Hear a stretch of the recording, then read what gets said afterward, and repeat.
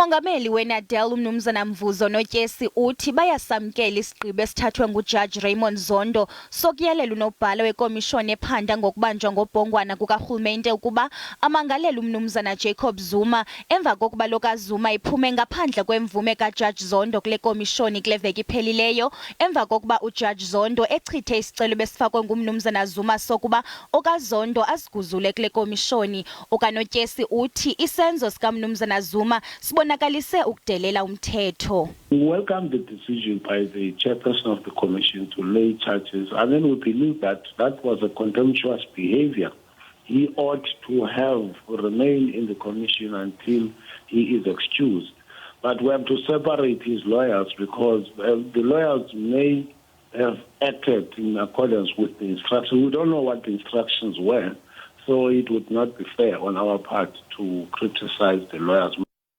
Ukwaxeke kabukhali ingxelo yenziwe ngumbutho weJacob Zuma Foundation nalapho lo mbutho utyhole le komishoni ngokuba neenkqubo ezingekho mthethweni nangokusebenzisa gwenxa amagunya ayo. Umnumzana Mvuzo Notyesi uthi lo mbutho kufuneka uyirhoxise le ngxelo watsho ephawula ukuba yayingumnumzana Jacob Zuma waseka le komishoni wabongoza bemibeli ukuba basebenzisane nayo. We found the Jacob Zuma Foundation statements very much irresponsible and provocative because if one recalls, President Jacob Zuma was the one who set up this commission and urged every South African to cooperate. He stated very well that he had confidence to the judges of the Republic of South and did not doubt their independence.